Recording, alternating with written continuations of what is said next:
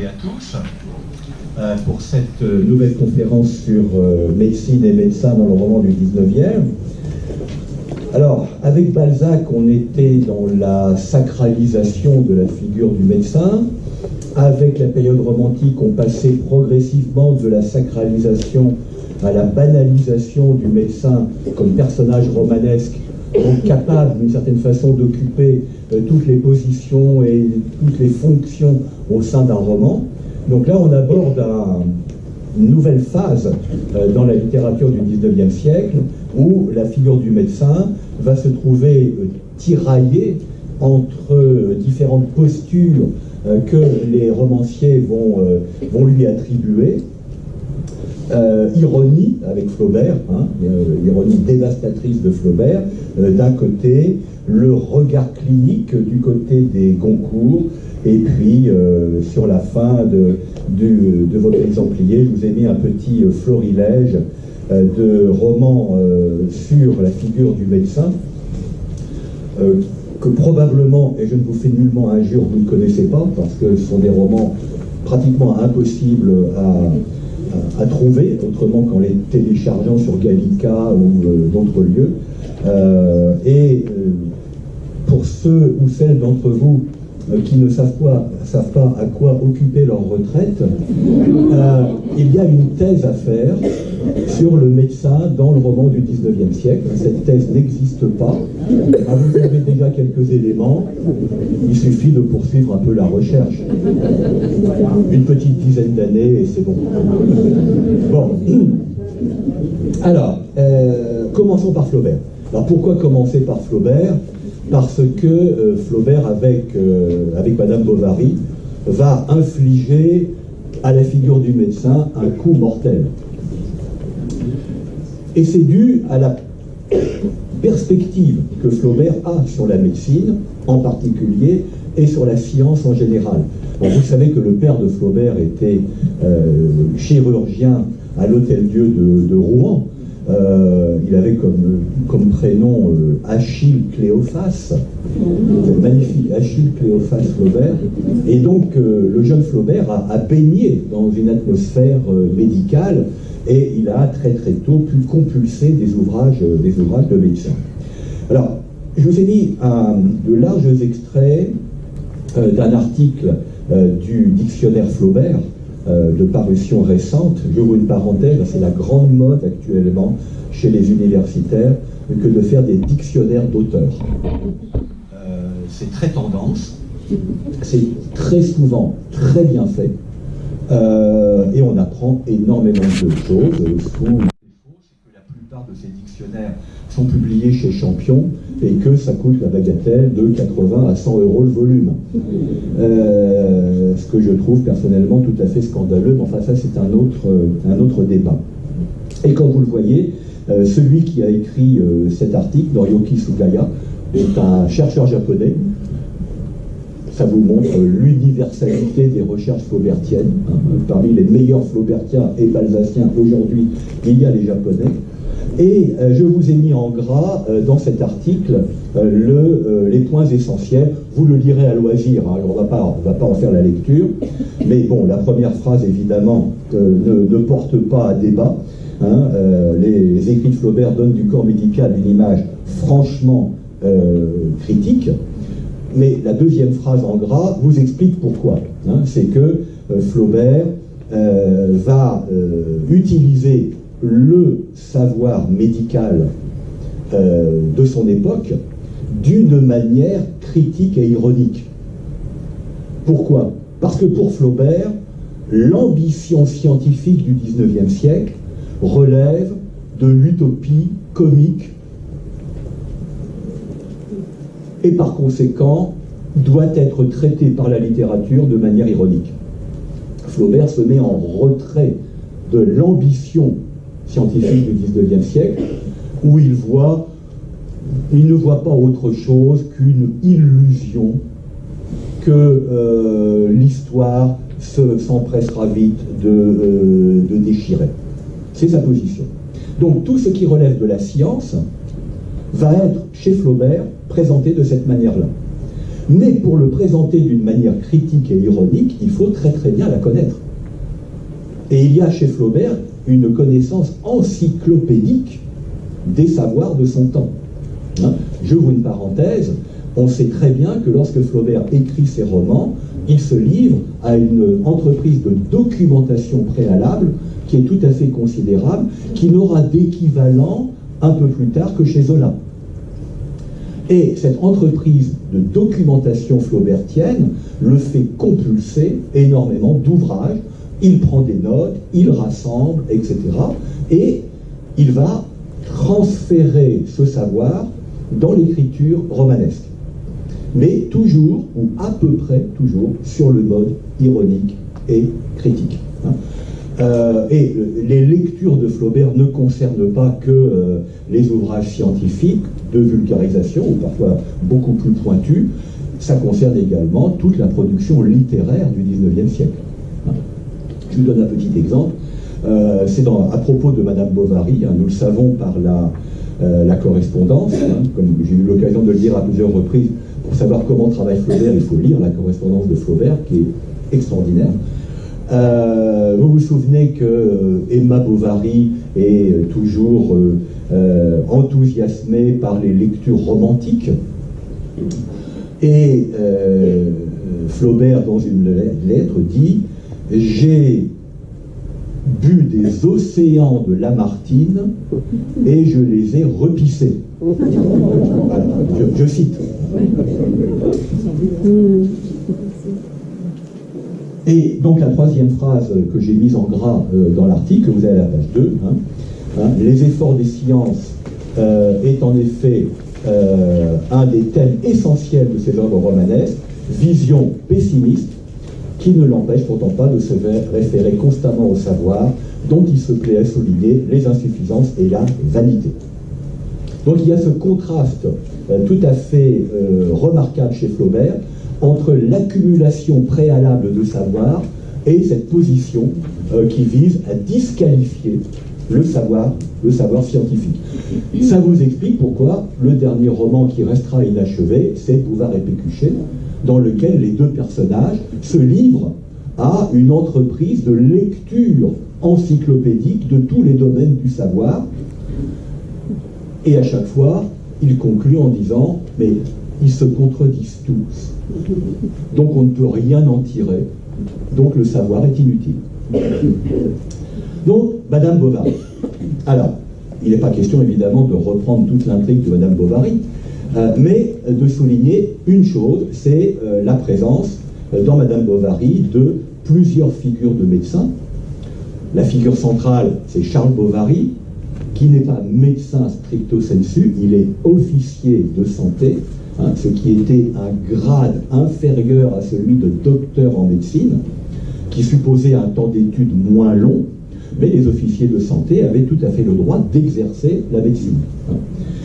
Il est officier de santé et dans la biographie fictive de Charles Bovary, qui commence avec l'ouverture du roman, je vous rappelle que l'incipit du roman, c'est « Nous étions à l'étude quand le proviseur entra, suivi d'un nouveau, etc. » L'arrivée du nouveau, c'est le petit Charles Bovary qui arrive dans un collège de Rouen, et que ses parents, sa mère surtout, vont pousser pour qu'il fasse des études de médecine. Donc, le premier extrait, c'est les études de médecine de Charles Bovary. Donc, je vous ai mis en gras dans l'extrait numéro 1 le passage essentiel. Il n'y comprit rien. Il avait beau écouter, il ne saisissait pas.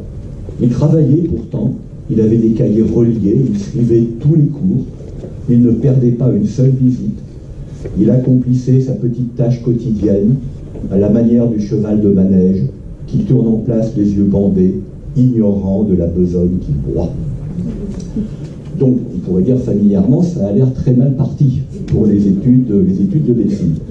Et donc, comment va-t-il s'en tirer, donc après avoir vécu sur un mode parodique, comme toujours chez Flaubert, la vie d'étudiant, c'est ce que vous avez dans l'extrait, dans le passage suivant de l'extrait. Par nonchalance, il en va à se délier de toutes les résolutions qu'il s'était faites. Une fois, il manque à la visite, le lendemain, son cours, etc. Donc, il va fréquenter les cabarets, il va jouer au domino ce qui va lui paraître beaucoup plus satisfaisant que les cours de médecine. Alors vous n'avez pas dans ce passage, vous avez dans ce passage ce passage de la phrase très drôle, « Il sut faire du punch et connut enfin l'amour ». Alors connut enfin l'amour, traduisons, il fréquente les prostituées. Bon. Et grâce à ses travaux préparatoires, il échoua complètement à son examen d'officier de santé. Donc cet échec de Charles Bovary va mortifier ses parents, mais il va falloir qu'il recommence. Et comment va-t-il réussir? C'est ce que vous avez en haut de la page 3. Charles se remit donc au travail et prépara sans discontinuer les matières de son examen, dont il apprit d'avance toutes les questions par cœur. Il fut reçu avec une assez bonne note. Mais évidemment, cette accumulation de savoir médical chez Charles Bovary, et qui est sur le mode du par cœur, ne permet pas de supposer qu'il puisse être un bon praticien de la médecine. Donc on va voir comment est-ce que ça va donner ensuite. Alors, je vous ai mis en Italie, le passage que vous avez en italique ensuite, hein, sur les pages 3 et 4, plutôt que de vous le répéter, c'est quelque chose que j'avais écrit sur Madame Bovary quand j'étais plus petit, donc vous le lirez à loisir, mais mon intention, lorsque j'avais écrit ça, c'était de dire que Charles Bovary, ce serait non pas un contresens, mais ce serait une lecture défectueuse que de voir en Charles Bovary uniquement un personnage ridicule. Vous savez que lorsqu'il arrive dans la classe au collège, au début, tous les autres élèves se moquent de lui parce qu'il est mal fagoté. Il a une espèce d'habit d'arlequin que lui a concocté, que lui a fabriqué sa mère. Donc il est victime des autres élèves, et ça crée un chahut. Et que va faire le professeur? Il va punir le pauvre Charles Bovary pour le chahut que les autres ont créé. Et il lui donne à conjuguer le verbe ridiculus sum. Je suis ridicule. Donc d'entrée de jeu, vous avez l'étiquette ridicule qui est apposée sur ce pauvre personnage. Mais ça aussi, c'est une ironie flaubertienne, parce que Charles Bovary est le seul personnage dans le roman qui aime authentiquement Emma. Simplement, il n'est pas à la hauteur de l'amant romantique que Emma voudrait bien avoir suite à ses lectures. Donc il est insuffisant par rapport aux attentes d'Emma, mais l'authenticité de son amour n'est absolument pas en cause. Vous voyez, c'est ça le paradoxe. Ce personnage apparemment ridicule est en même temps celui qui éprouve un sentiment profond et vrai. Et il va connaître un destin admirablement romanesque, parce qu'il meurt d'amour. Après la mort d'Emma, il meurt. Autrement dit, il meurt comme doit mourir un amant romantique, par la perte de l'être aimé. Simplement, Emma n'est plus là pour le voir mourir comme elle aurait voulu qu'il meure, d'une certaine façon. Et vous avez cette phrase, alors évidemment, comme il est mort de cause inconnue pour la médecine et la police de l'époque, on pratique une autopsie, et vous avez cette phrase, on l'ouvrit et on ne trouva rien. Alors on ne trouva rien, on ne trouva pas de cause physiologique, mais on ne trouva que le vide. C'est-à-dire qu'une fois que Charles est mort, comme il n'était plus qu'amour pour Emma, il n'est plus qu'une forme vide. Bon. Donc voilà le destin de Charles Bovary qu'il faut mettre en parallèle avec celui d'Emma. Il faut véritablement couper, puisque là où Emma a une mort tragique, évidemment ironisée, par l'arsenic et par je dirais tout le spectacle de la mort qu'elle donne, lui, Charles, meurt anonymement d'amour. Bon. Donc vous lirez ça à loisir, je n'insiste pas, mais pour en venir à la pratique médicale de Charles Bovary, à Tôtes d'abord et à Yonville ensuite. Donc c'est l'extrait 2 que vous avez à la page 4.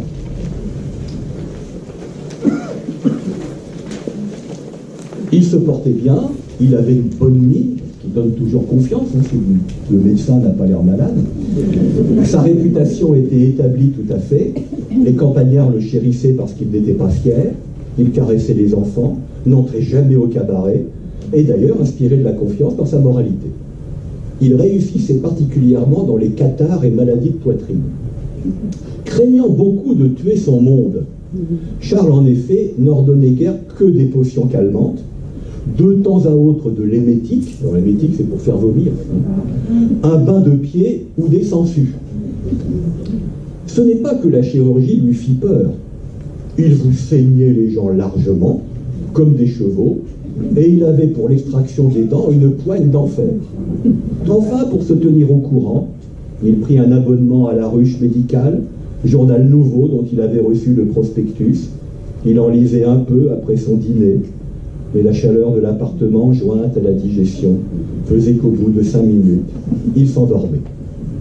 Donc voilà la pratique de la médecine, mais ce qui est intéressant, c'est qu'il inspire confiance. Il ne tue pas ses malades. Je dirais c'est le minimum, mais pour la campagne, la petite ville de campagne ou la petite ville normande, c'est déjà beaucoup dans la perspective flaubertienne. Alors ce que je n'ai pas mis ensuite, c'est évidemment le grand événement dans la vie médicale de Charles Bovary, c'est l'opération du pied beau. Alors, le pharmacien Homais suggère à Charles Bovary, pour en quelque sorte sa publicité en tant que médecin, mais surtout la publicité pour la ville de Yonville, de réaliser une opération sur le pauvre Hippolyte, le garçon de l'auberge de la mère Lefrançois, qui a un pied beau de naissance, pour l'opérer et le faire gambader comme un jeune homme. L'opération rate lamentablement et il faut amputer Hippolyte. Alors cette opération du pied beau va définitivement dévaster l'image de Charles auprès d'Emma, qui ne verra en lui qu'un raté, et va évidemment entraîner chez Charles toute une série de remords, et il renoncera à ce genre de pratique médicale par la suite. Alors ça, c'est l'événement pivot, si vous voulez, dans les relations entre Charles et Emma. Alors, ce qui est intéressant, c'est que l'instigateur, c'est le pharmacien Homais, qui est en quelque sorte le mauvais conseiller, l'ordonnateur du malheur de Charles Bovary, comme il a été en réalité l'ordonnateur du malheur d'Emma Bovary. Alors, je ne sais pas si vous vous souvenez de ce détail. Lorsque les époux Bovary arrivent à Yonville-l'Abbaye, c'est Homais qui les reçoit dans l'auberge de la mère Lefrançois, qui leur tient toute une série de discours pédants, et qui va les conduire jusqu'à la maison que le médecin précédent occupait. Je reviendrai sur le médecin précédent juste après. Et qui dit, vous voyez, là, vous avez une petite allée qui vous permet d'aller et venir sans être vu de personne. C'est exactement ce chemin qu'empruntera Emma pour aller voir son amant Rodolphe Boulanger. Un peu plus tard, lorsque Emma va lui demander quelque chose dans sa pharmacie, il est dans ce qu'il appelle son capharnaüm, c'est-à-dire sa réserve, et que voit Emma? Elle voit les pots d'arsenic. Donc c'est Homais qui est en réalité le metteur en scène de tout ce qui se passe dans Madame Bovary, puisque chacun des événements tragiques du roman découle de ce que Homais a dit, montré ou laissé voir. Le médecin de Yonville-l'Abbaye, que remplace Charles Bovary, était un médecin polonais, étrange, dont le nom est Yanoda, Y-A-N-O-D-A, qui est un nom plutôt ukrainien que polonais, mais passons. Alors évidemment, les Flaubertiens, et en général les spécialistes du XIXe siècle, sont des fous furieux, c'est-à-dire qu'ils veulent vraiment interroger tous les détails du texte, et se demander pourquoi tel nom est attribué à tel personnage. Alors je vous donne mon hypothèse de lecture. Elle vaut ce qu'elle vaut. Si vous faites l'anagramme de Yanoda, c'est Adonai, c'est-à-dire un des noms de Dieu dans l'Ancien Testament. Pourquoi est-ce que Yanoda a quitté Yonville? À cause des manœuvres du pharmacien Homais, qui n'a cessé de le dénigrer auprès des patients, parce qu'en fait, Homais voudrait être celui qui exerce la médecine, alors qu'il n'en a pas le droit en tant que pharmacien. Homais, c'est homo, l'homme. L'homme a chassé Dieu. Je pense que c'est Je pense que c'est l'ironie flaubertienne qui fonctionne encore une fois à ce niveau assez profond du texte. C'est une hypothèse comme une autre. Hein. Mais comme je disais souvent à mes étudiants, la lecture de Madame Bovary finit par rendre fou. Vous en avez une preuve vivante devant vous. Autre grand médecin dans Madame Bovary, c'est le docteur Larivière. Bon, là encore, ce que vous avez en italique, c'est ce que j'ai écrit autrefois sur Madame Bovary. Alors, le docteur Larivière est une figure tout à fait intéressante, bien qu'elle n'occupe qu'une place tout à fait réduite dans le roman. C'est le docteur Larivière que l'on appelle en dernier recours pour essayer de sauver Emma qui a ingéré de l'arsenic. Ce docteur Larivière est un grand médecin de Rouen. Vous voyez le clin d'œil flaubertien, une sorte de figure de papa qui arrive dans le roman. Et ce docteur Larivière, bon, d'une part, rabroue vertement le pharmacien Homais et l'autre médecin qui avait été appelé, ainsi que Charles Bovary, en disant bah, il aurait quand même d'abord fallu la faire vomir, ce que personne n'a fait. Et il constate qu'il n'y a plus rien à tenter, que Emma est condamnée. Et que dit Larivière? Après qu'on lui ait fait le récit et après qu'il ait dit ce qu'il aurait fallu faire, c'est bien, c'est bien. C'est-à-dire tout est bien, non pas qu'il finit bien, mais il fallait que le roman se termine comme ça. Emma Bovary, le personnage d'Emma, ne pouvait que connaître cette fin. Il est celui qui vient sanctionner en quelque sorte la logique du roman. Et c'est très ironique que ce soit confié à une figure de médecin qui ne fait rien en tant que médecin. Qui vient simplement dire, les choses étant ce qu'elles sont, laissons-les en l'état et laissons le cours des choses se poursuivre. Donc la loi du roman, elle est donnée par un docteur, par le docteur Larivière. Larivière, pourquoi? Ça suit son cours. Voilà pourquoi il s'appelle Larivière. Donc voilà pour ces figures de médecins. Donc vous voyez que à tous les niveaux du texte, hein, la présence de la médecine dans Madame Bovary, elle est complètement ironique. D'une part parce que l'officier de santé Charles Bovary n'est efficace que dans un cercle tout à fait restreint de traitement, et d'autre part parce que le seul grand ponte de la médecine vient dire tout est fini. Hein? Pour reprendre la métaphore biblique, consummatus est. Donc, l'autre grande figure médicale, c'est le pharmacien Homais. Alors, le pharmacien Homais, donc, je vous disais tout à l'heure qu'on peut y voir le metteur en scène du roman. Et le pharmacien Homais, c'est celui qui ne cesse de discourir en tenant des discours scientifiques, mais sur le mode du pédantisme. Il ne cesse en fait de raconter ce qu'il a lu dans les journaux, dans les revues, etc. Autrement dit, c'est du psittacisme. Homais, c'est celui qui répète ce qu'il a lu. D'une certaine façon, il anticipe sur Bouvard et Pécuchet. Il est une figure, peut-être la figure dominante dans Madame Bovary, de ce qui constitue aux yeux de Flaubert le péché mortel du XIXe siècle, c'est la bêtise. Bêtise au sens où on adhère au discours du savoir. Bêtise dans la mesure où on le diffuse. Bêtise dans la mesure où on ne voit que dans ce discours scientifique la vérité. Voilà ce qu'est Homais aux yeux de Flaubert. Donc voilà pourquoi c'est peut-être le personnage principal de Madame Bovary, quand bien même ce n'est pas celui qui occupe la plus grande surface textuelle et qui évidemment n'apparaît pas dans le titre. Hein. Mais si on devait faire une hiérarchie des personnages dans Madame Bovary du point de vue du travail flaubertien de l'ironie, je pense que c'est Homais qui serait la figure principale. Et ceci est confirmé par le triomphe final de Homais, puisque Homais avait une ambition, il avait deux ambitions. La première, c'était d'être celui vers qui les malades de Yonville-l'Abbaye se tourneraient.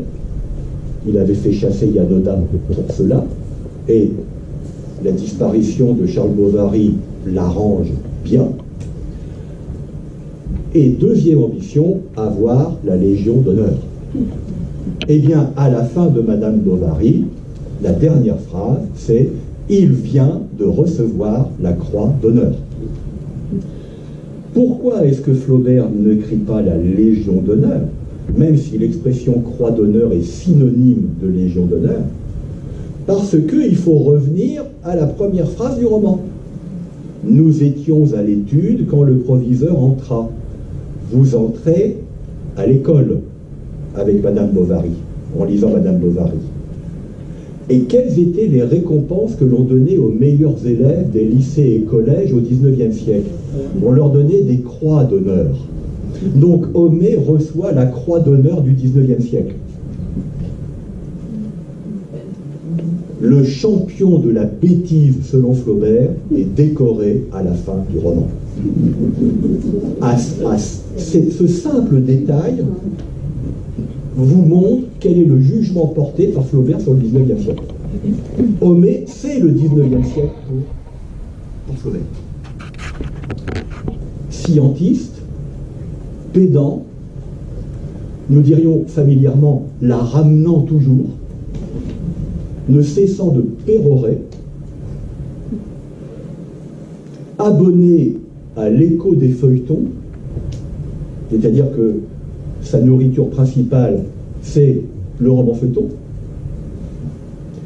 mais qui adore Racine, mais Racine l'exaspère, parce que Racine, évidemment, exalte la figure divine, notamment dans Esther, et donc cette phrase ravageuse, il aurait voulu rencontrer Racine pour le féliciter et pour pouvoir discuter avec lui un bon quart d'heure, pour lui démontrer qu'évidemment, il ne comprenait rien à rien sur les questions de spiritualité. Dernier détail à propos de Homais, et qui, en quelque sorte, plante le dernier clou dans le cercueil du personnage. Il est le correspondant à Yonville-l'Abbaye d'un journal. Et c'est pour pouvoir être dans le journal qu'il avait demandé à Charles Bovary de faire l'opération du Pied-Bot. C'est dans le journal qu'il fait le grand article sur les comices agricoles. Ce que représente aussi Homais pour Flaubert, c'est donc l'écriture journalistique telle que Flaubert la juge, c'est-à-dire un des summums de la vulgarité du style. Donc, le tableau est complet. Donc, certes, ce n'est pas un médecin, mais il est lié à la médecine, et c'est lui qui, dans Madame Bovary, je dirais, donne la vérité flaubertienne ultime sur la figure du médecin et sur le statut de la médecine dans la société telle que le voit. Ceci va se trouver aggravé avec Bouvard et Pécuchet.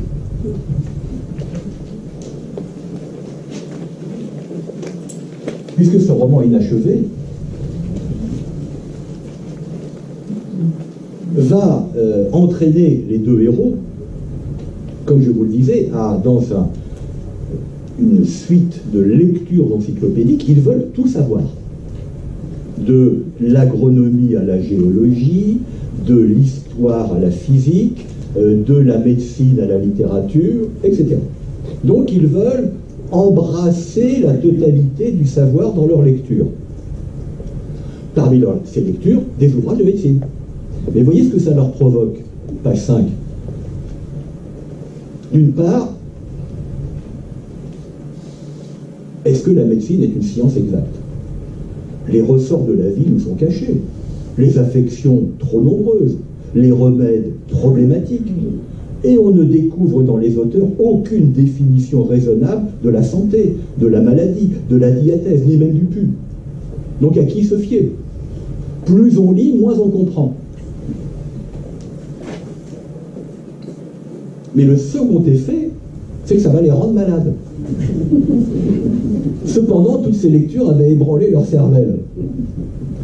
Bouvard, à l'occasion d'un rhume, se figura qu'il commençait une fluxion de poitrine. Des sangsues n'ayant pas affaibli le point de côté, il eut recours à un vésicatoire, dont l'action se porta sur les reins. Alors il se crut attaquer de la pierre. Pécuchet imagina que l'usage de la prise de tabac, était funeste. D'ailleurs, un éternuement occasionne parfois la rupture d'un anévrisme, et il abandonna la tabatière. Par habitude, il y plongeait les doigts, puis tout à coup se rappelait son imprudence. Pécuchet prit une courbature à l'élagage de la charmille et vomit après son dîner, ce qui l'effraya beaucoup. Puis, observant qu'il avait le teint un peu jaune, suspecta une maladie de foie, se demandait « ai-je des douleurs ?» et finit par en avoir. S'attristant mutuellement, ils regardaient leur langue, se tâtaient le pouls, changeaient d'eau minérale, se purgeaient, et redoutaient le froid, la chaleur, le vent, la pluie, les mouches, principalement les courants d'air. Autrement dit, ces lectures les rendent authentiquement malades. Ils deviennent hypocondriaques. Entre parenthèses, c'est ce qui vous arrive quand vous regardez sur Internet et que vous avez un symptôme quelconque, vous avez « ça y est, j'en ai plus que pour une semaine, je vais crever comme un chien ». Donc voilà le point ultime du point de vue de Flaubert sur la médecine, au travers de ces deux personnages qui, eux, sont arrivés au comble de la bêtise. Mais une bêtise qui finalement, d'une certaine façon, par rapport à celle d'Homé, est une bêtise plus acceptable. Je m'explique. Homé adhère pleinement au discours scientifique et à ce qu'il lit dans le journal. Bouvard et Pécuchet prennent leur distance, sur un mode évidemment stupide. Puisque tous les auteurs se contredisent, ça veut dire qu'il n'y a rien à trouver. Ça veut dire qu'il n'y a aucune vérité. Mais au moins ont-ils cette distance. Alors on pourrait se dire, ça y est, ils sont sauvés par Flaubert. Eh bien pas du tout. Parce que là, à la fin de leur vie, ils recopient les articles de l'encyclopédie. C'est-à-dire qu'ils sont dans le travail le plus bête qu'on puisse imaginer, c'est recopier ce qui a déjà été écrit. Je reviens un petit peu en arrière à propos de Homé et du journal. Petit détail qui est absolument savoureux.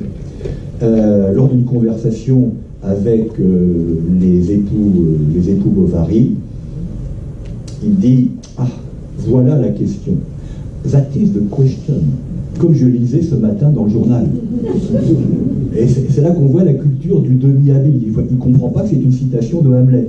Il croit que c'est le journal qui a utilisé l'expression that is the question. Donc là vous avez, rien qu'avec ce petit détail, Homé est catalogué du point de vue flaubertien. Donc voilà pour Flaubert, voilà pour l'ironie flaubertienne.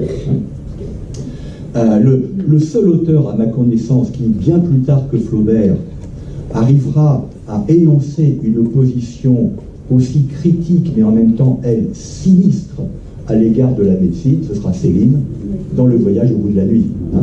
Mais évidemment, les perspectives sont différentes, mais nous avons, je dirais, peut-être une sorte de conclusion célinienne à ce que Flaubert avait énoncé dans ses romans.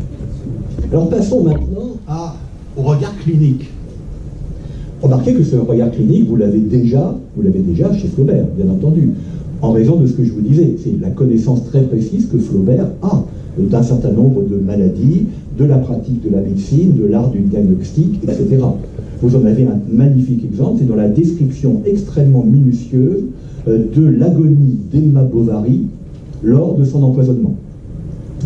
On a l'impression que Flaubert est en train de suivre, si vous voulez, étape par étape, ce qu'il a trouvé dans les ouvrages de médecine décrivant les effets de l'empoisonnement. L'empoisonnement à l'arsenic, c'est très courant au XIXe siècle, puisque les femmes adorent tuer leur mari, et c'est l'arsenic qui est le moyen le plus utilisé, le plus commode, que l'arsenic était en vente libre dans les pharmacies.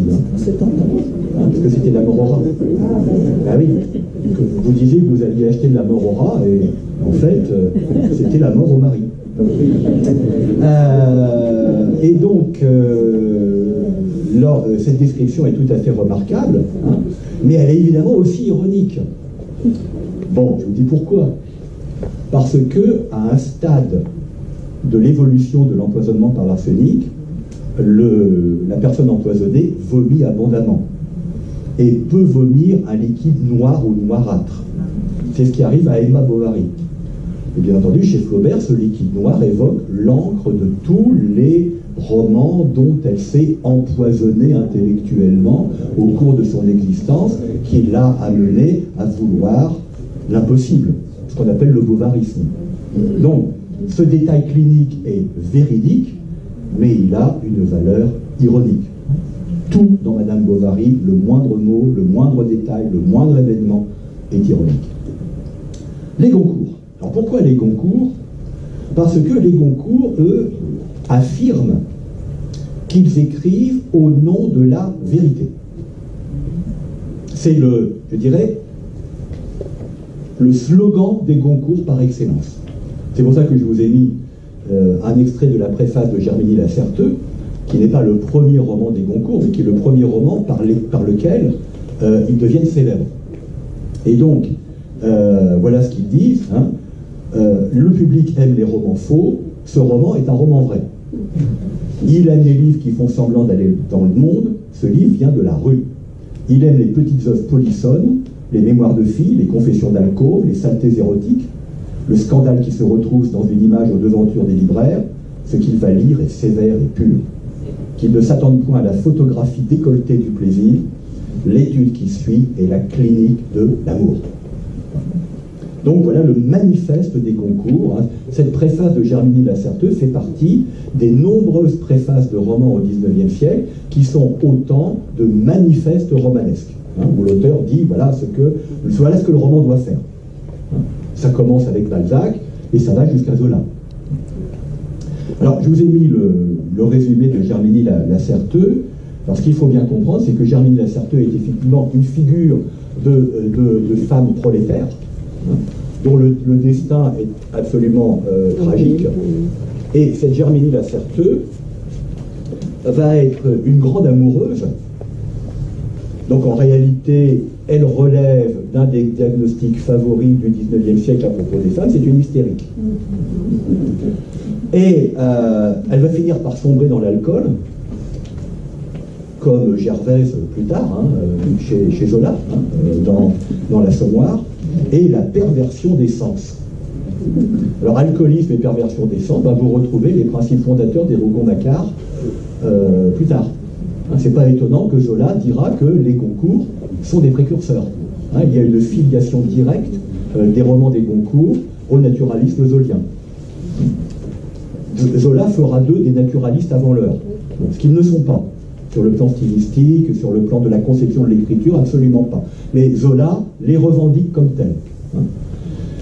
Alors, ce qui est intéressant, c'est que le personnage de médecin, ici, va être un médecin compatissant à l'égard de Germigny Lacerteux et qui va poser les questions sur la condition sociale de Germigny Lacerteux. C'est une des premières fois dans le roman du XIXe siècle qu'un médecin va s'intéresser à l'environnement du malade, ce que préconisaient les médecins alsaciens.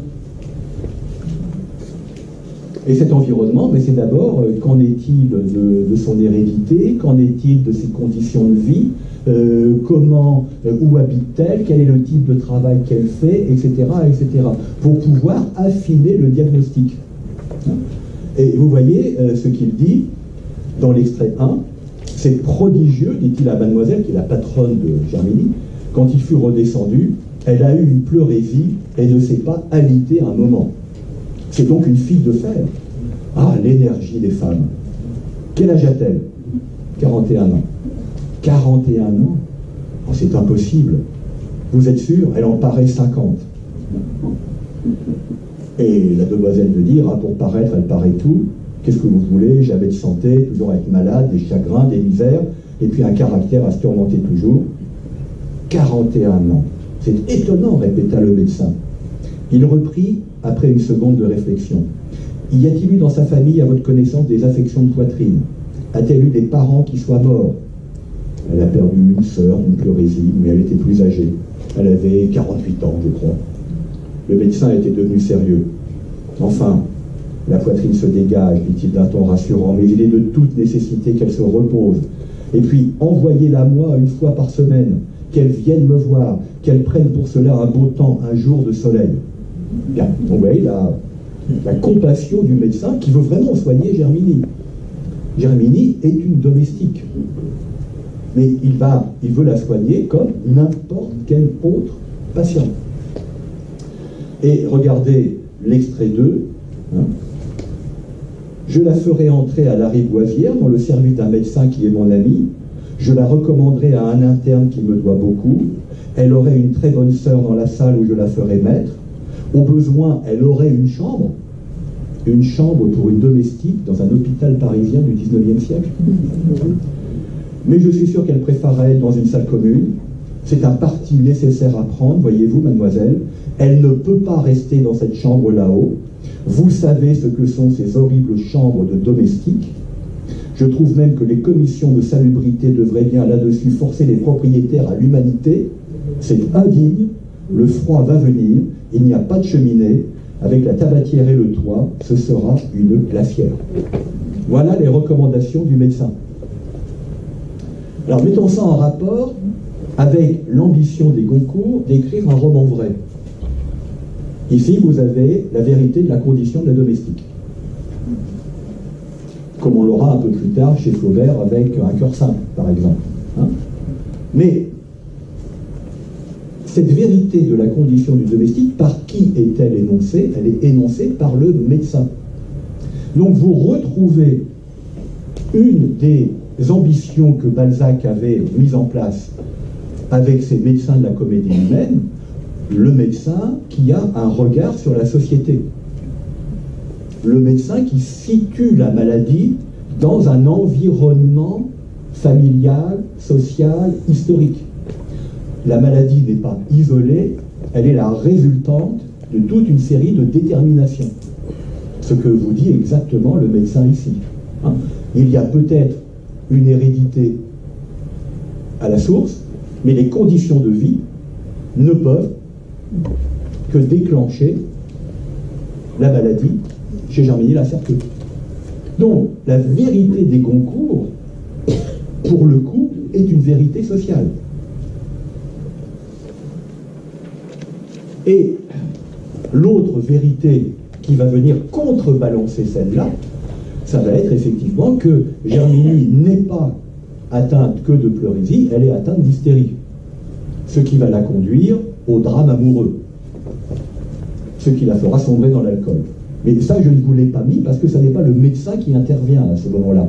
C'est la logique du destin de Germinie la Certeux dans une perspective qui est celle des Goncourt, qui est celle d'une fatalité qui oriente l'existence et le destin du personnage.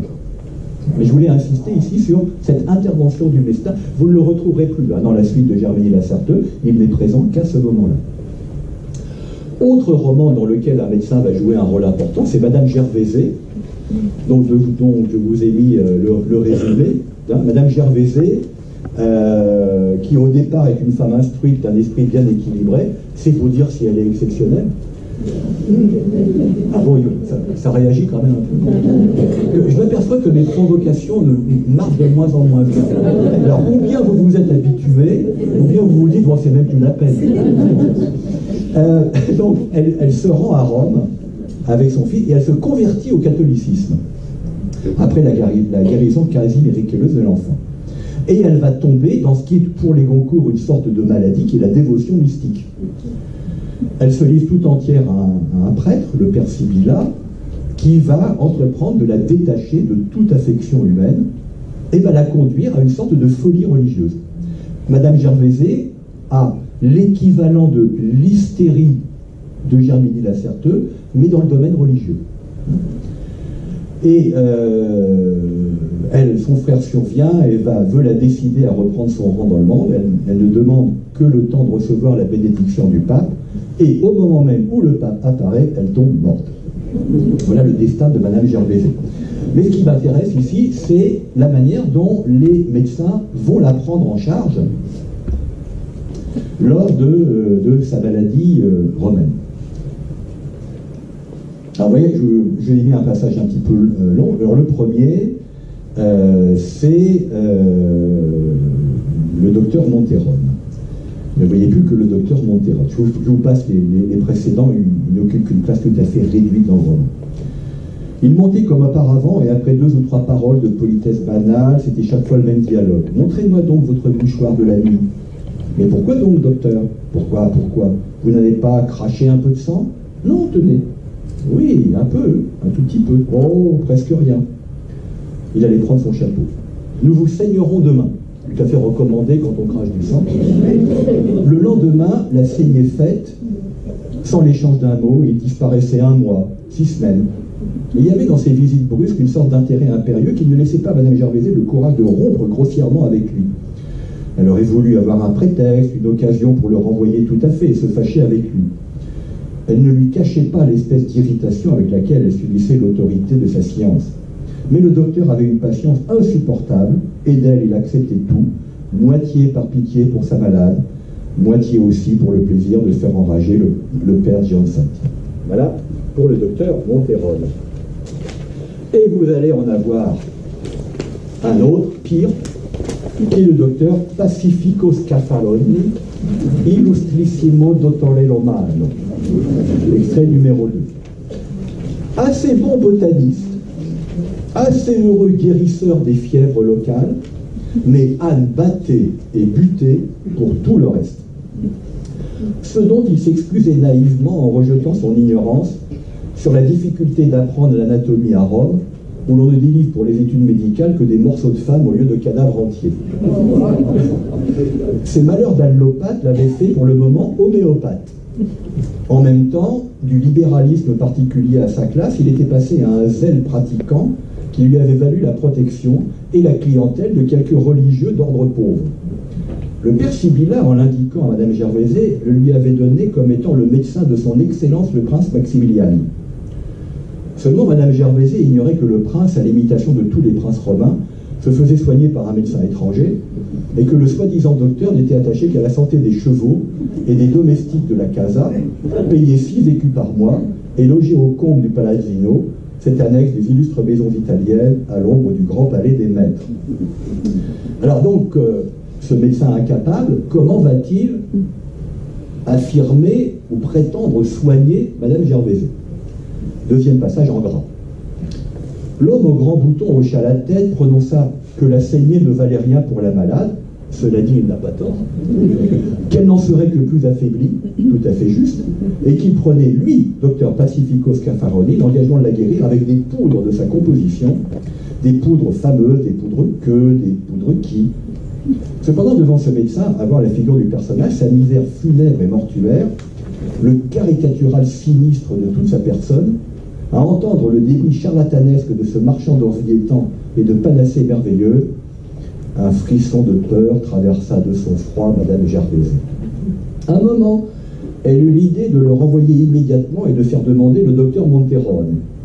C'est alors que Pacifico Scaffaroni, à qui la malade venait de dire qu'elle l'avait appelé sur la recommandation du père Sibylla, faisant du coin de l'œil dans l'intérieur la découverte d'images pieuses, eut la bonne inspiration de lui couper l'amphigorie de son annonce et se penchant vers la malade, « Mes poudres, eh bien, ma très honorée dame, ce sont tout simplement des poudres homéopathiques.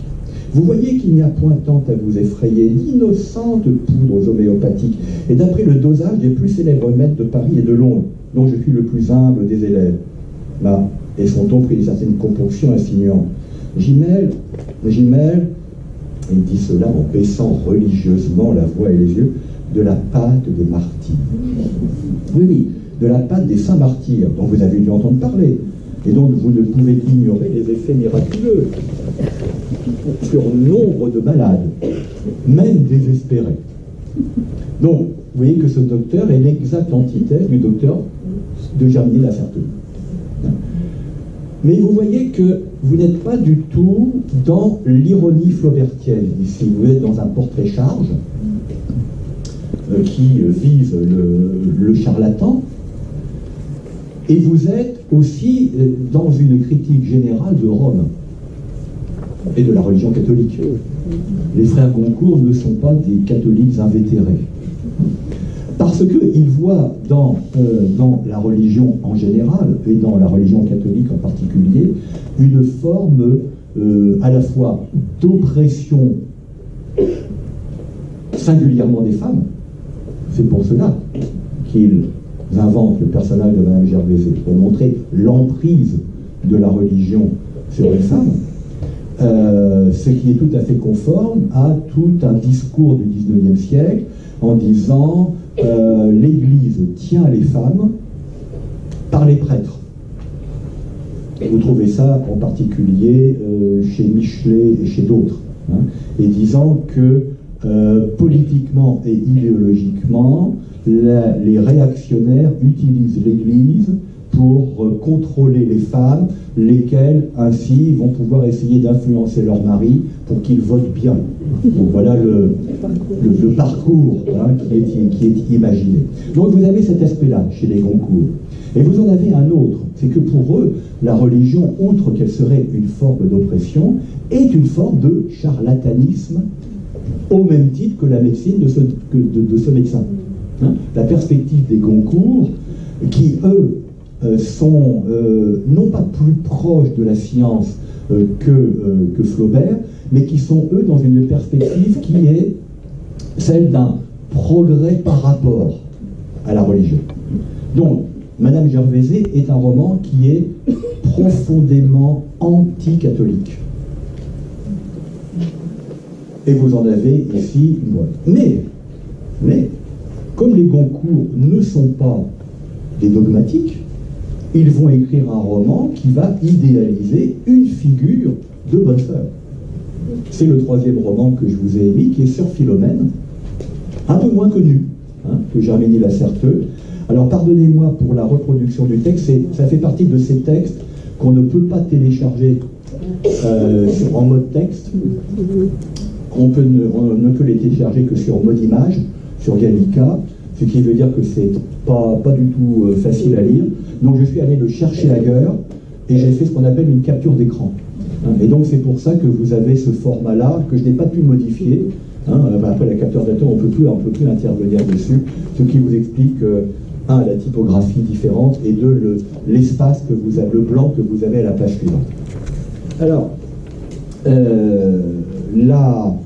Philomène, donc il prend le voile qui se consacre à sa mission de sœur hospitalière, qui arrive à maîtriser les élans de son amour pour un médecin, qui fort heureusement va mourir. Pourquoi? Parce qu'elle va pouvoir l'aimer innocemment. Et oui, il n'y aura pas de péché. Vous rajoutez le S à 100 devant péché. Et donc c'est un des romans du 19e siècle où vous allez avoir de nombreuses descriptions d'hôpital. Il y en a très peu avant les frères Goncourt, vous en aurez beaucoup plus après. Donc c'est à partir, vous voyez, des années 1860 que l'hôpital va devenir un lieu romanesque que l'on va décrire abondamment. Autrefois, il était souvent mentionné, mais peu décrit.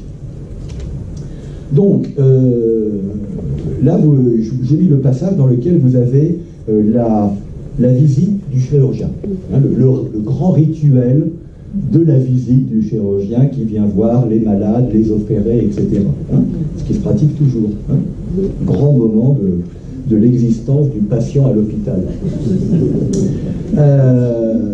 Et donc, évidemment, tous les internes sont là pour profiter des observations, des remarques et de l'enseignement du grand professeur qui, sur un cas clinique, expose un certain nombre de choses. Messieurs, je veux vous parler de la malade du 29. L'opération confiée par moi à l'un de vous a été parfaitement faite.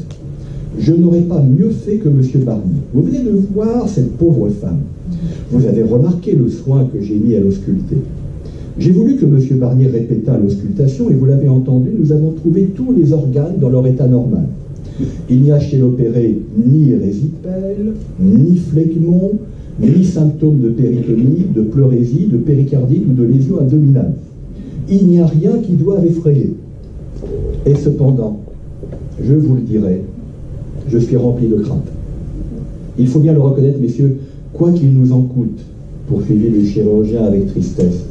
Notre science, notre expérience rencontre parfois des mystères qui se jouent d'elle et les humilient, des mystères dont nous ne savons rien malgré nos études, où nous ne voyons rien malgré nos efforts, et dont nous ne pouvons rien dire que ce mot, un accident. Parce que nous n'avons que ce mot pour signifier l'inconnu. J'ai déjà eu, il y a de cela 5 ou 6 ans, une malade opérée pour la même affection.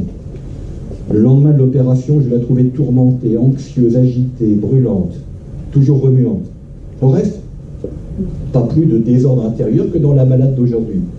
Elle mourait au bout de 3 jours, et l'autopsie ne m'apprenait rien de la cause de sa mort, ne me révélait pas une altération matérielle. Monsieur Barnier, vous voilà prévenu, suivez bien la malade, et le traitement, vous comprenez, le plus énergique.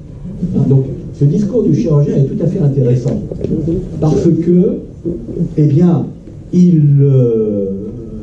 refuse la position toute puissante du médecin que certains lui attribuaient au XIXe siècle. Le médecin comme étant une sorte de Dieu vivant qui ne peut pas se tromper et qui ne peut que réussir les traitements qu'il entreprend. Ici, le chirurgien a une position beaucoup plus humble. Et donc là, vous êtes aussi dans la vérité des Goncourt. Donc vous voyez, vous avez 3 images de médecins dans 3 romans différents, très contrastés, mais qui montrent bien comment les Goncourt ont travaillé sur le plan romanesque cette figure du médecin. Le médecin compatissant qui s'interroge sur l'environnement familial et social de sa malade, le médecin charlatan et le grand chirurgien qui reste humble devant les mystères de la santé. Autrement dit, vous avez un très beau panorama ici, que l'on trouve très peu dans la littérature du XIXe siècle. Voilà pourquoi je les ai mis tous les 3 sous l'appellation regard clinique. Le regard clinique qui est le regard clinique du médecin, mais qui est le regard clinique du romancier sur le médecin, bien entendu. Alors après ça, je vous ai mis un petit ensemble de textes sur des romans très peu connus. Les auteurs sont connus, mais ces romans-là de ces auteurs ne le sont pas beaucoup du tout. Champfleury avec les Demoiselles Tourangeau. Il y a quelques-uns, excusez-moi, il y a quelques-uns de ces textes que j'ai découverts en préparant ça. Notamment, j'avais jamais lu Noir et Rouge de Victor Cherbuliez, ça je vous l'avoue. Ensuite, vous avez... je suis en train de... Vous avez Hector Malot. Alors Hector Malot, évidemment, c'est Sans famille, il est bien connu, Sans famille, mais il n'est pas tellement connu pour le docteur Claude. Et puis, je vous ai mis également des extraits. Alors, l'extrait du docteur Claude est assez long. Je vous ai mis également Paul Bonnetin avec Charlot s'amuse. Alors ça, je vous recommande Charlot s'amuse. C'est le premier roman sur la masturbation. Donc ça vaut le détour. On y reviendra. Si, non, on y reviendra. Et je vous ai mis également quelques titres à la fin, qui sont tout en bas de la page 17, que vous pouvez lire à l'occasion. Mais vous voyez, rien que les titres vous montrent bien qu'il existe un véritable sous-ensemble de romans au XIXe siècle qu'on appellera le roman du médecin ou le roman médical.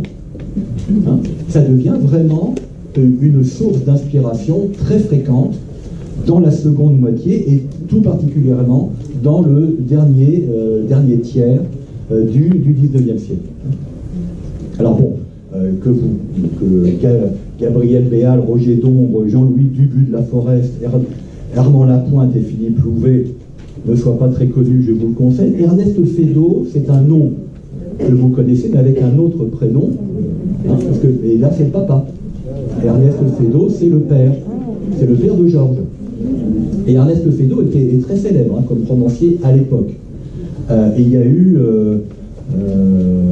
a eu sa plus grande heure de gloire en 1858, lorsqu'il a publié un roman qui s'intitule Fanny, qui est un roman d'adultère, et qui a beaucoup mieux marché que Madame Bovary, autre roman d'adultère, qui est paru en 1957. Et donc il y a eu une étude tout à fait intéressante qui a été faite par le grand théoricien de ce qu'on appelle la réception littéraire, c'est-à-dire analyser comment un livre a été reçu, lu, interprété au moment de sa publication. C'est la théorie de la réception.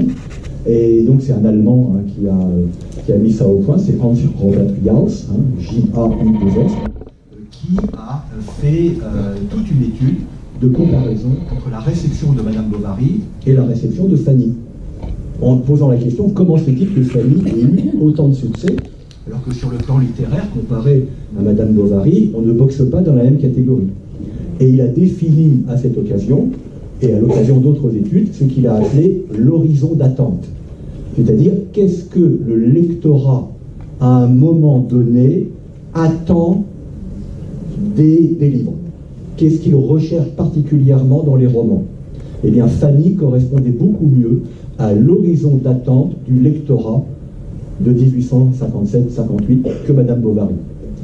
Dans Fanny, vous n'avez pas un poil d'ironie. C'est un roman dont l'intrigue romanesque se déroule tout à fait bien, c'est très bien agencé, c'est bien fabriqué, mais au premier degré, vous n'avez pas du tout les niveaux d'interprétation que vous trouvez dans Madame Bovary.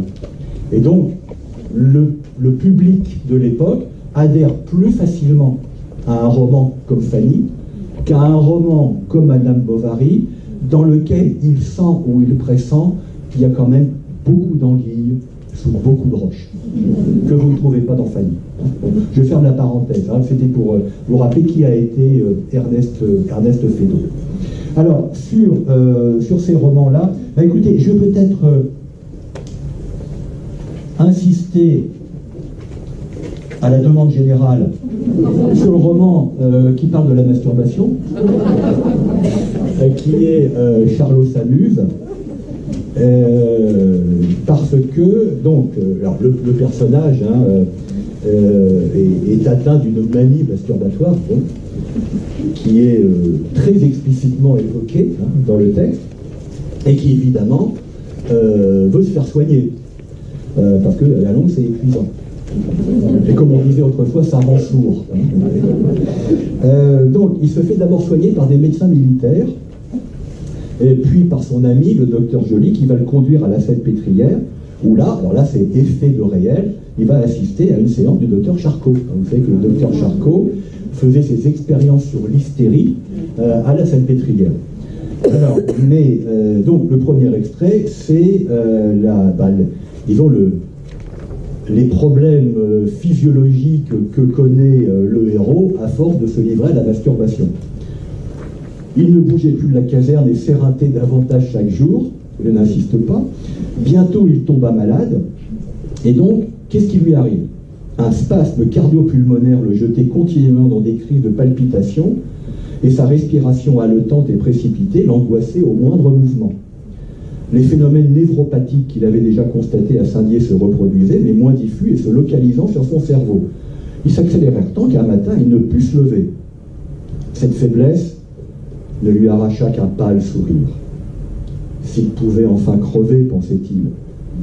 Et pour rendre plus prompt cette fin ardemment souhaitée, il se jeta plus violemment dans son vice, n'ayant plus qu'un désir, celui d'expirer au cours d'un de ses accès, et de ne pas savoir en mourant si les râles qui déchiraient sa gorge étaient des râles de volupté ou d'agonie. J'ouvre une parenthèse. Le roman est de 1888. En 1888, un des courants littéraires dominants, c'est le courant décadentiste. Et chez les décadents, la liaison entre volupté et mort est un des thèmes favoris. Donc là, vous avez un clin d'œil de Paul Bautin à cette mode littéraire qui va à la fois exalter les plaisirs de la volupté et les associer à la mort. Ce que vous retrouverez quelques années plus tard dans Le Jardin des Supplices d'Octave Mirbeau, où vous avez un supplice chinois absolument délicieux où un condamné à mort va se faire masturber pendant des heures par l'officiante, qui l'amènera à chaque fois juste à la limite et va recommencer, ce qui fait qu'il va mourir dans un jet de sang. Ça, c'est admirablement décadent. Je recommande le Jardin des Supplices. Ne le lisez pas le soir. D'une part, ça empêche de dormir, et si on s'endort, on a des cauchemars, mais c'est vraiment très très bien. Donc, épuisé, il s'évanouit, et on le fit transporter à l'infirmerie d'urgence. Alors, à l'infirmerie, évidemment, il va y avoir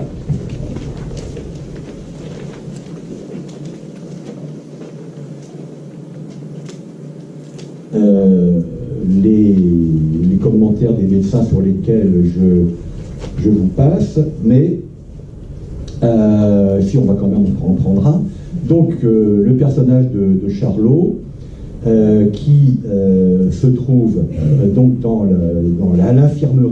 l'infirmerie militaire, constate, Pachel, que sa maladie était décrite tout au long sur la feuille clinique, avec des mots spéciaux scientifiques dont, avec sa connaissance des langues mortes, il ne devinait que trop la redoutable étymologie.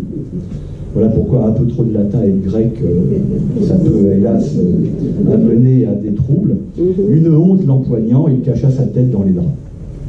Le médecin en chef, les aides-majors et les étudiants étaient à présent au pied de la version militaire de la visite du chirurgien que vous aviez dans Sœur Philomène. Dans un grand silence, il se passait de bulletin. La religieuse, l'air placide, regardait son nouveau pensionnaire. Tout à coup, le chef assujettit son lorgnon sur son nez, les mots sont à décoller, et se retourna vers elle. « Ma sœur, dit-il simplement. » Elle comprit, pinça les lèvres et fit demi-tour sur elle-même, semblant n'avoir plus que la préoccupation de chasser avec un pan de son tablier quelques grains de poussière restés sur le couvercle du poêle. Donc, l'infirmier majeur avait cependant rejeté le drap qui couvrait Charlot, et la nudité maigre du malheureux s'étalait effrayante sur la blancheur du lit. Alors, longuement, les médecins l'examinèrent l'un après l'autre, puis on le palpa et on l'ausculta, la peau livide de son thorax rosée sous la percussion répétée des doigts secs, et sur la région du cœur, il avait des petits cercles blancs qui marquaient les places où s'était posé le stéthoscope. Quand ce fut fini, on le recouvrit, et le médecin en chef, se penchant, lui cria à l'air colère « Bougre de saligo! Vous voilà dans un fichu état. Vous êtes content maintenant ?» Charlot, écrasé de honte et devinant que les autres malades l'entendaient, ferma les yeux, et le bourdonnement de son sang l'empêcha d'entendre la dictée des prescriptions. Charlot, les dents claquant de terreur, je passe au passage en gras, épris d'une soudaine crainte de cette mort par lui souhaitée la veille, se mit à dévorer la feuille que le docteur avait déposée au pied du lit, mais l'émotion obscurcissait sa vue et il ne découvrait que des lambeaux de phrases. Inflammation du rectum, affection catarrhale complexe de la portion prostato-urétrale du canal, irritation propagée de proche en proche jusqu'au BA. Oui, c'est très clinique. Donc voilà pour le moment masturbatoire et ses conséquences. Et l'autre extrait, c'est chez le docteur Charcot. Alors là, il va évidemment se passer un événement dramatique pour le pauvre Charlot. C'est que la femme que va exhiber le docteur Charcot pour montrer les signes de l'hystérie auprès de toute l'assistance, il va découvrir qu'elle n'est autre que sa mère. Donc, page 17. Elle était un exemple des troubles morbides que transmet l'hérédité. Encore une fois, nous sommes en 1888. Les Rougon-Macquart sont publiés depuis 1870. Le thème de l'hérédité dans le roman est évidemment tout à fait connu des lecteurs de l'époque. Là encore une fois, clin d'œil de Bonnetin à la littérature contemporaine. Tout à l'heure c'était les décadents, là, pardonnez-moi, c'est le naturalisme zolien. Son père étant mort du délirium tremens, et sa mère, qui était épileptique, s'étant volontairement noyée à l'hospice. Son cas a été très curieux. Lorsqu'après la crise de la ménopause, elle s'était décidée à parler, on avait pu reconstituer sa vie. À 18 ans, elle était nymphomane et n'avait jamais pu se guérir. Avec l'âge, elle était devenue alcoolique. Et l'hystérie avait remplacé la nymphomanie, pour faire place à son tour, après la ménopause, à une paraplégie remarquable. Et le docteur lui ayant dit de se retrousser, la malade releva ses jupes très haut en riant idiotement. À présent, on voyait ses chairs flasques et livides jusqu'à son ventre ridé. Cependant, le professeur poursuivait ses expériences, démontrant l'insensibilité de la jambe droite, puis, à l'aide d'un aimant, la transférant à l'autre à volonté. Quand ce fut fini, il lui ordonna de rabaisser sa robe. Elle ne bougeait pas, mais on l'entendait rire. Alors, une infirmière s'approcha et d'un geste brusque lui fit lâcher ses cotillons qui lui couvraient la tête. Le bandeau mal attaché vint avec, découvrant brusquement le visage. Et tout à coup, dans la salle, on entendit un grand cri qui fit retourner tout le monde. Charlot venait de reconnaître sa mère. Sa mère, c'était sa mère, cette vieille ignoble, atroce, dont le professeur avait dit les débordements, la nymphomanie éhontée, puis l'hystérie et l'alcoolisme. C'était sa mère, cette misérable dont l'âge critique avait à peine éteint les sens et qui, le nez encore barbouillé de tabac, riait toute heureuse de montrer ses nudités horribles à une assemblée de jeunes hommes. Il sanglotait. Bon, alors d'une part, on comprend d'où lui vient le vice masturbatoire, une hérédité chargée. Et vous voyez ici que vous êtes dans une scène qui est d'un réalisme particulièrement cru et qui est tout à fait en phase avec ce qu'entreprend la littérature romanesque dans ces années 70, 80, 90. C'est-à-dire que s'accomplit le programme que Balzac et d'autres avaient énoncé dès le début du 19e, enfin dès les années 1820, en disant le roman est le genre littéraire qui est capable de tout montrer et de tout dire. Rien n'échappe au roman. C'est par conséquent le genre le plus moderne, celui qui n'est plus contraint par des règles qui sont celles des belles lettres, qui n'est plus contraint par la bienséance, qui n'est plus contraint par la morale. Donc la littérature romanesque est un miroir tendu au monde réel. Et c'est l'effet de transposition du monde réel dans le roman qui va constituer le grand art du romancier des années 70-80. On pourra parler à ce moment-là de réalisme, étant bien entendu que le réalisme, ce n'est pas la copie du réel, c'est l'interprétation littéraire du réel.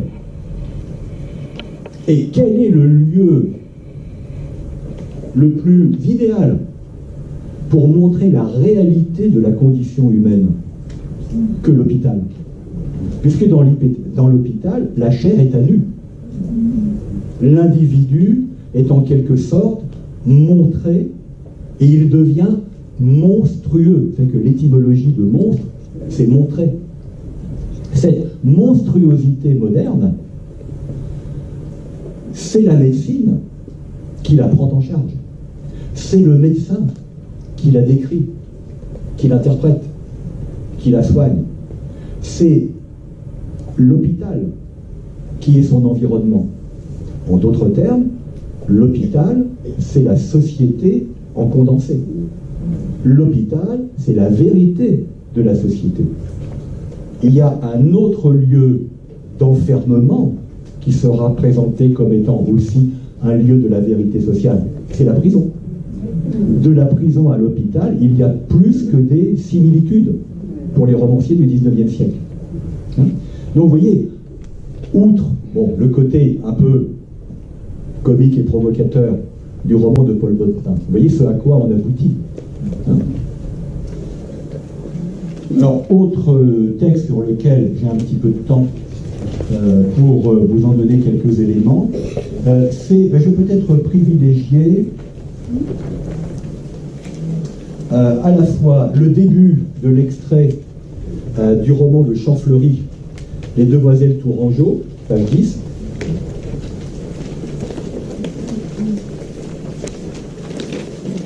Bon, le narrateur de ce roman, c'est un étudiant en médecine. Il se rend à Vichy pour la cure. C'est que la mode des cures thermales commence véritablement sous le Second Empire. Ça va être lancé notamment par Napoléon III et l'impératrice Eugénie, d'où Eugénie-les-Bains, dans le sud-ouest, dans les Pyrénées. Vichy est devenu véritablement un lieu à la mode dès la fin des années 1850. Donc, les amis du narrateur, ce sont ces fameuses demoiselles Tourangeau qui donnent leur nom au titre du roman. Et là, ce que vous allez avoir, c'est la mise en scène de ce qu'on appellerait le business médical de la cure. C'est-à-dire les médecins qui se font une clientèle facile, une clientèle qui rapporte bien, parce que les curistes, ce sont des gens aisés, bien entendu, hein, et comme vous le savez, il n'y a pas de sécurité sociale à l'époque, autrement dit, il n'y a pas de tarif de la consultation de médecin. Hein, c'est totalement libre. Donc là, les médecins curistes, ou les médecins qui environnent les lieux de cure, peuvent s'en donner à cœur joie. Alors ça, c'est quelque chose que nous n'avons pas vu jusqu'ici dans les romans dont je vous ai parlé. C'est-à-dire, qu'en est-il des rapports entre médecine et argent? Là, vous avez quelque chose qui apparaît, et c'est justement dans ces années 1860, vous retrouverez ça dans un roman plus tardif de Maupassant, qui est Montoriol, qui est un roman qui se déroule en grande partie dans un lieu de cure. Hein, j'aurai l'occasion de vous en parler dans la dernière conférence. Les demoiselles Tourangeau sont logées chez un médecin de Vichy qui trouve ainsi le moyen de s'assurer une petite clientèle, car il y a presque autant de docteurs dans le pays que de malades. Ce sont les médecins nommés par le gouvernement qui jouissent de la plus grande considération. À leur suite marchent dans l'opinion les hommes chargés du service médical de l'hôpital militaire.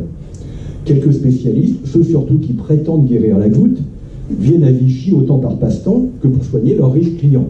Donc, la goutte était une maladie de riches, hein, parce qu'elle était due aux excès alimentaires. De jeunes médecins élégants recrutent quelques malades en dansant.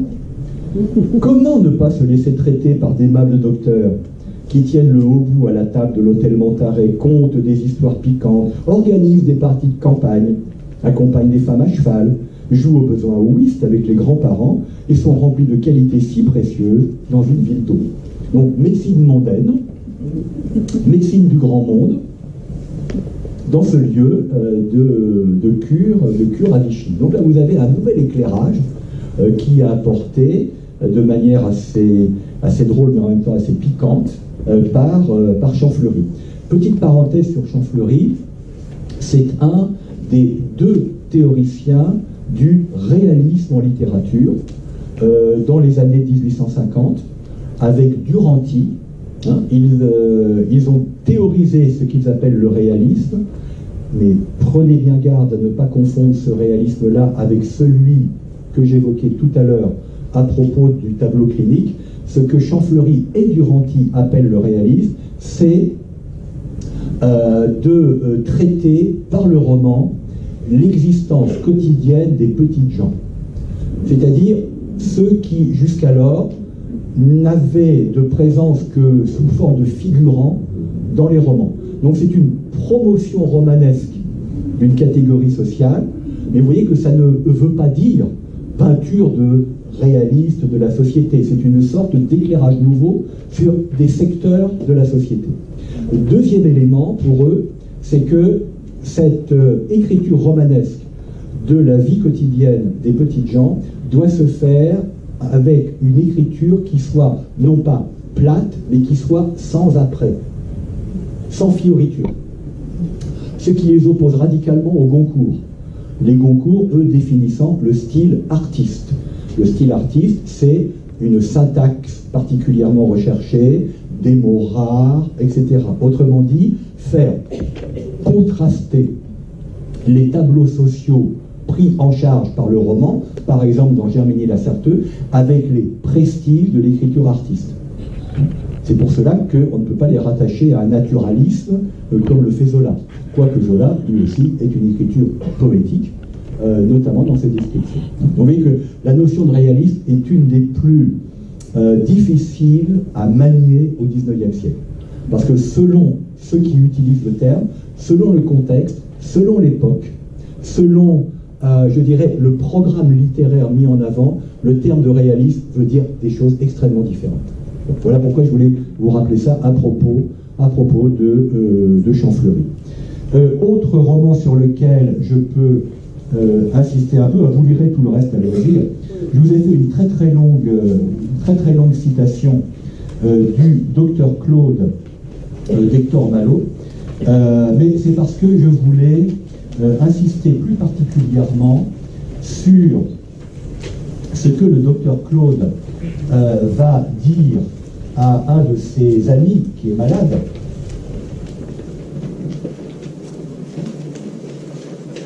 Et qui définit une sorte de, comment dire, de morale médicale.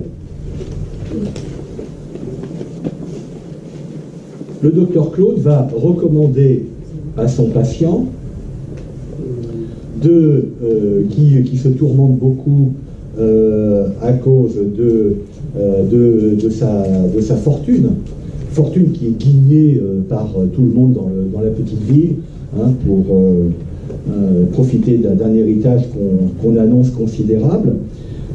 Donc page 14, ne me dis pas à combien tu l'estimes, il parle d'une femme et de la fortune, je vois que tu peux la quitter sans souffrance, tu la quitteras donc, il ne te faut aucun souci, aucune fatigue, je t'engage même à te débarrasser de toutes les affaires qui pourraient te tracasser.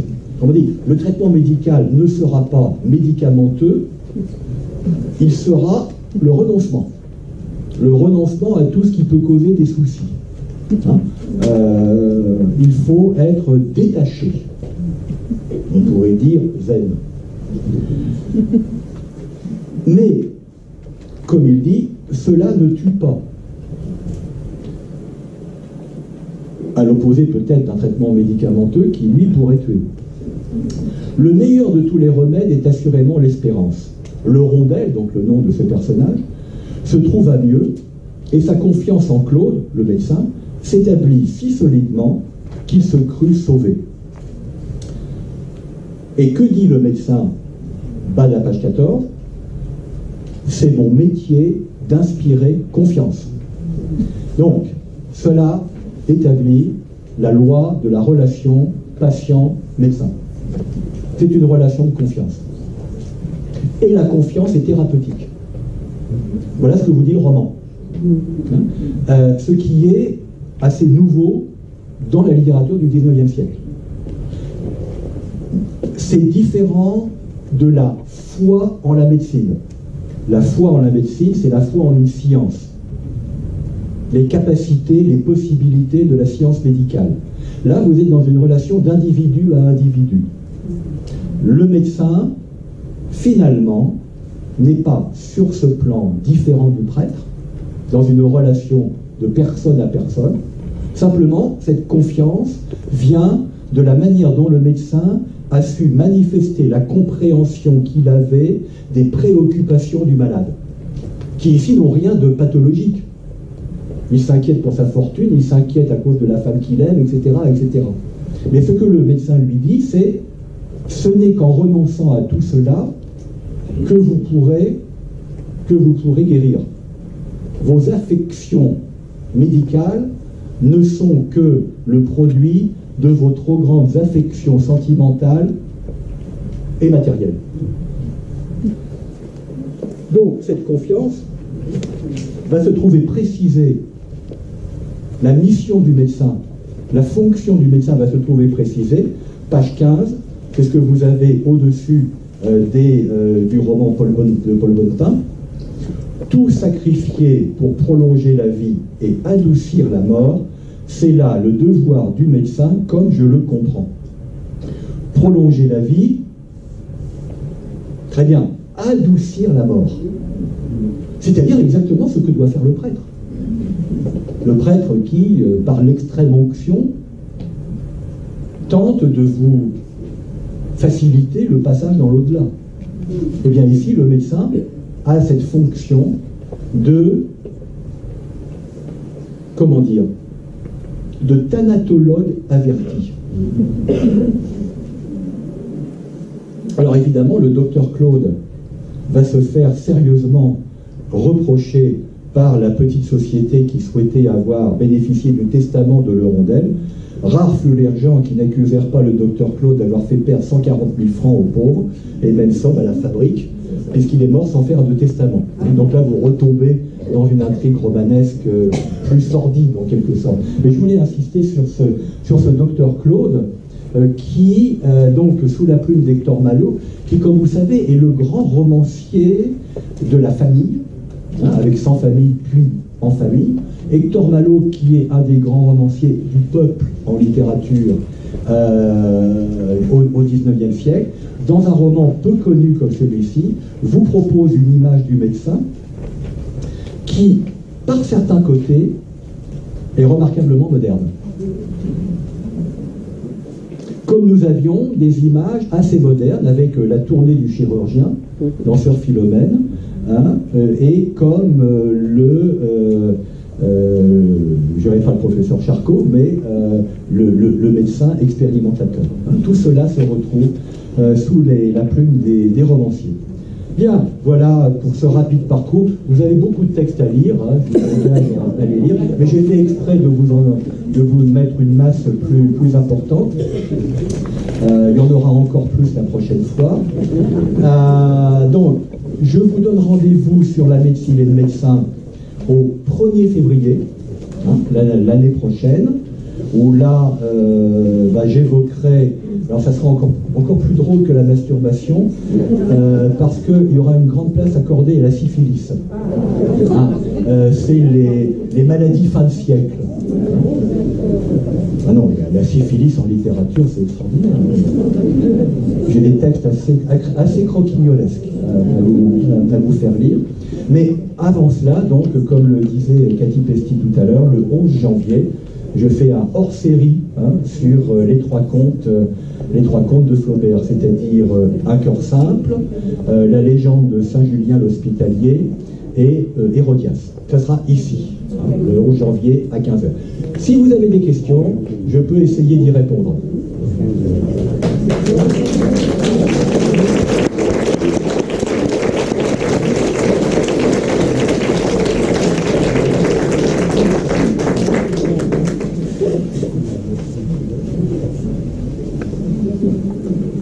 Oui? Non. La masturbation vous a épuisé? Très bien. Ah, voilà. À propos justement de ce roman, oui. pourquoi ça s'appelle Charlot s'amuse? Charlot s'amuse? Bah oui. C'est très érotique alors. Oui, enfin au début, oui. Après, oui. C'est un roman érotique et la description de la masturbation est très réaliste. Voilà. Mais c'est le premier, et je pense pratiquement le seul roman qui accorde une place aussi importante que cela, puisque ça en fait un cas clinique, si vous voulez.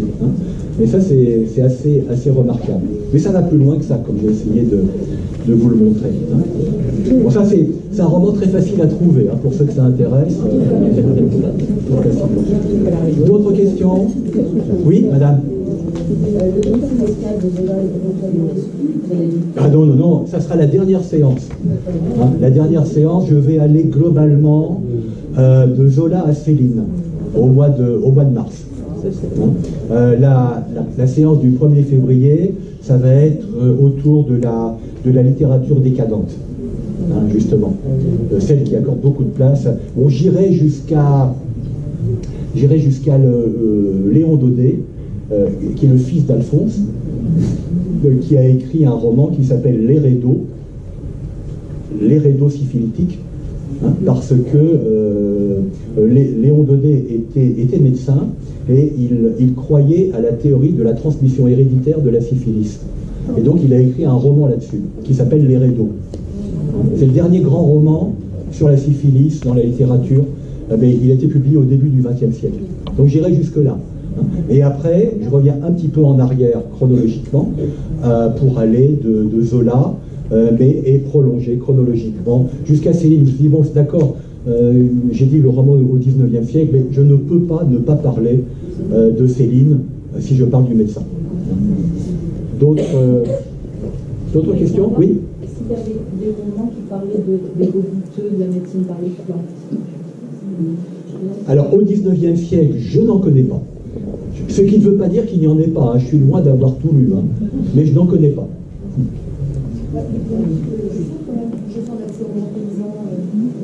Pardon? Ah oui, il y a des allusions effectivement au rebouteux et autres, mais ça n'est pas le cœur du roman, si vous voulez. Hein, comme j'essaie de me focaliser le plus possible sur des figures un peu centrales ou principales de médecins ou de thèmes médicales qui est au cœur de l'intrigue, il y a évidemment des tas de textes dont je ne peux pas parler, quand bien même il y aurait telle figure épisodique de médecin, telle référence à telle pratique de médecine. Parce que dans ce cas-là, pratiquement toute la littérature du 19e, on peut la passer en revue. Hein. Alors on y serait encore dans quelques mois. Moi, ça ne me dérangerait pas, mais vous la seriez, j'en suis sûr. Voilà. Oui? Quel était le rapport de Flaubert avec son père? Ah, le rapport avec son père, c'est pas du tout un rapport problématique. Il a une grande admiration pour son père, tout à fait. Le fait qu'il soit critique à l'égard de la science n'implique pas de rejet du père. Hein, chez Flaubert, j'irais même jusqu'à parler de dévotion à l'égard de la figure de ce très grand médecin hein, qui a été Achille Cléophas. Oui, oui. Il n'y a pas de rejet, hein, pas du tout. Non. La rivière, c'est un peu quand même une image de l'idéalité de son père. La rivière? Ah, la rivière, oui, oui, c'est une image du père, ça c'est clair. Hein. Mais ça n'est pas que cela. Ça n'est pas que cela. Il arrive au dernier moment pour dire il n'y a plus rien à faire et finalement tant mieux, parce que comme ça permet de finir le roman. Non, parce que imaginez que Emma Bovary survive, non, le roman n'a plus d'intérêt, il faut qu'elle meure. Hein. Oui. De la médecine et de la science générale du XXe siècle. Que pensait-il du XVIIIe siècle, des recherches des Lumières? Des recherches des Lumières, Billevesée. Il est très anti-lumière, parce qu'il comprend très bien que le XIXe siècle hérite des Lumières. Hein. Pour lui, les Lumières n'ont abouti qu'à une chose, c'est au pandémonium de la Révolution française. Non, c'est un rejet radical de toute idée de progrès, parce qu'il voit dans le progrès, dans la notion de progrès, il y voit le plus grand mensonge possible. Donc il va rejeter systématiquement. Mais c'est une position qui est idéologique chez Flaubert. Hein. L'idéologie flaubertienne, c'est le 19e siècle est un siècle matérialiste, bête, et profondément anti-artiste. Par conséquent, nous, les artistes, avec un A majuscule, donc les créateurs pour aller vite, hein, nous devons nous opposer radicalement à ce siècle et lui opposer la beauté de nos œuvres. Donc il y a une pétition de principe chez Flaubert. Voilà pourquoi c'est idéologique. Hein. Pour lui, si vous voulez, la pensée des Lumières et tout ce qui en découle n'est pas autre chose que, j'ai utilisé le terme tout à l'heure, qu'un charlatanisme qui a plongé les hommes dans les tourments d'une histoire violente et sanglante.